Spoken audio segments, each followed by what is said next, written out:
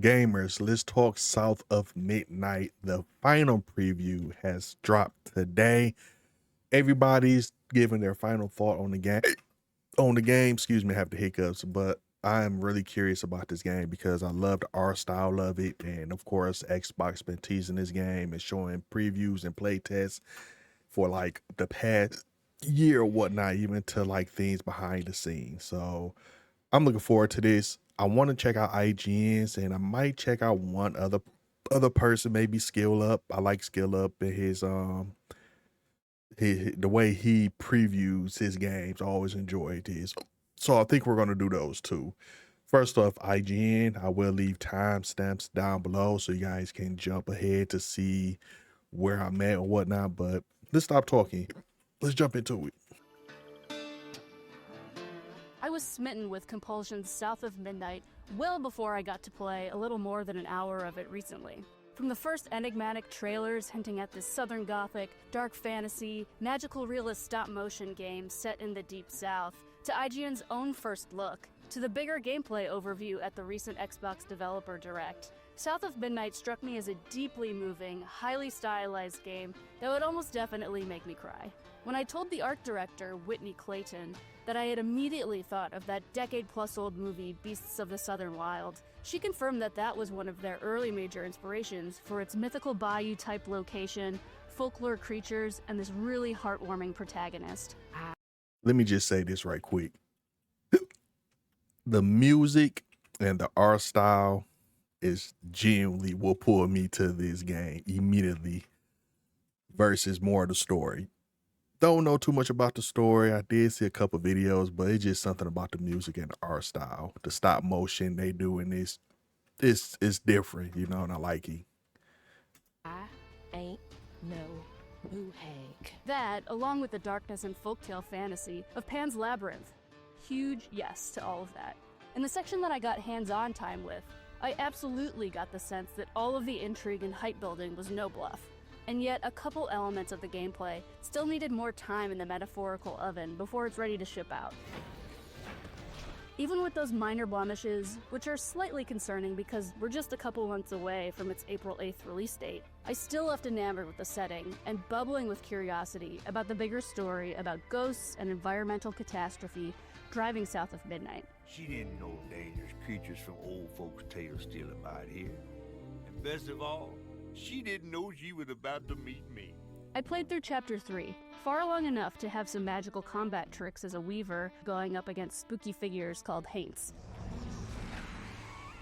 Though the question of what exactly is a weaver is yet to be explained. It ain't every day I hear about a new weaver such as yourself. Diving pretty much headfirst into a fight was expectedly disorienting, but I was reassured that all of the mapped techniques, push, pull, and what's basically a stun move, are introduced at a pace that's much easier to get acquainted to naturally.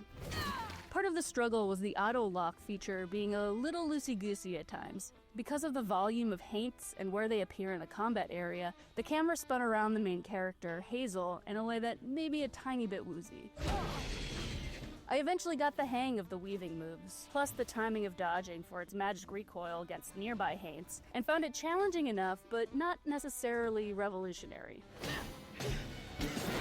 But I hardly think it needs to be. South of Midnight's charm is, well, basically everything else. As long as it's fun, it was, and not horribly repetitive, it wasn't, then it can, in fact, run almost purely on vibes.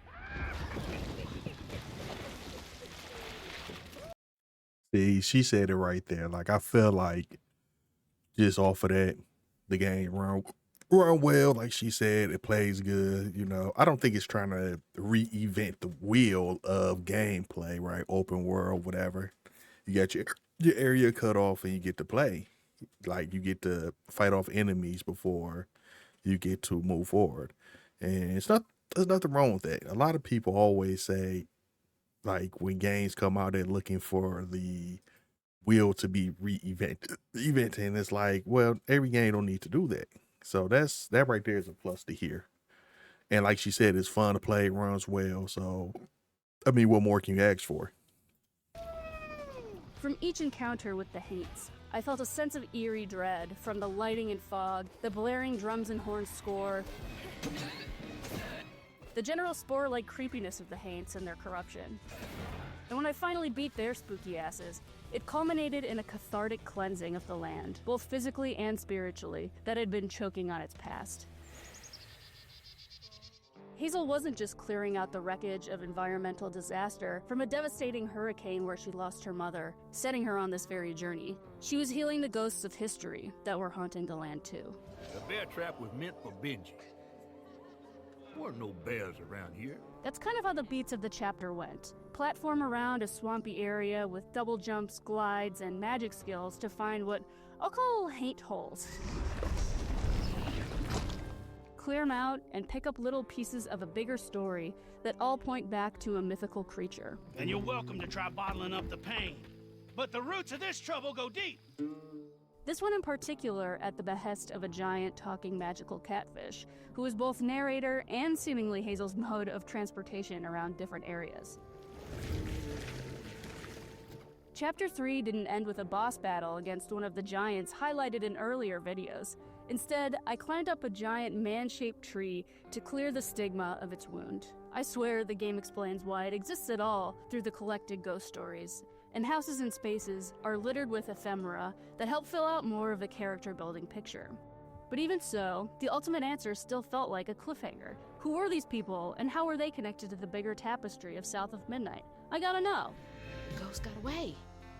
Hope they ended up somewhere safe. The storybook narrative meshed peachily, pun intentional, with the luxuriously textured elements of its habitat. Clayton told me the basis of these details was rooted in making the animation feel tactile. What would this look like if it were actually handcrafted in real life, she said. What kind of materials would they have been made out of to look like the thing that they're supposed to be made out of? Speaking of stop motion, the team knows that not everyone is going to love the style, Clayton said, and that's fine. Anytime you do something a bit bold, you're going to get polarizing feelings. For what it's worth, if it's that distracting, you'll be able to turn it off outside of cutscenes in South of Midnight settings. I will say, I did catch a couple of moments with frame rate issues that haven't fully been ironed out yet, but Compulsion is aiming for 60 frames per second on Series X by launch.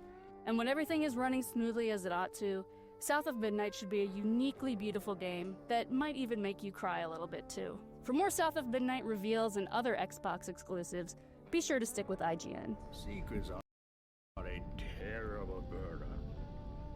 That's why I'm so eager to help by listening. So, seemed like the game is going in the right direction.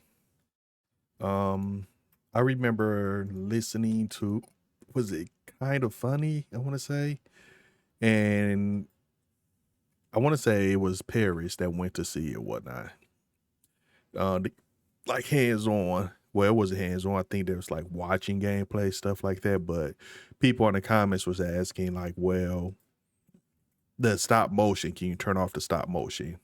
And it's part of the game, right? That's what helps tell the story of the stop motion. So unfortunately, you can't turn that off, but I wonder will that be like a deal breaker for a lot of people?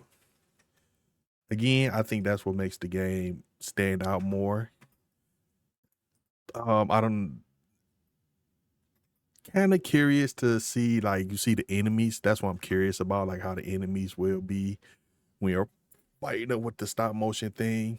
As you seen like a couple seconds ago. But I mean, the game looks good, man. Like the music sound great. I don't know. I mean, there's nothing bad to say about it, truthfully, or no concerns. It's something different. Storytelling seems to be strong. I don't know. I just can't wait to play the game. That's just what it is. Like, I don't need to convince you guys. For me, I can't wait to play the game.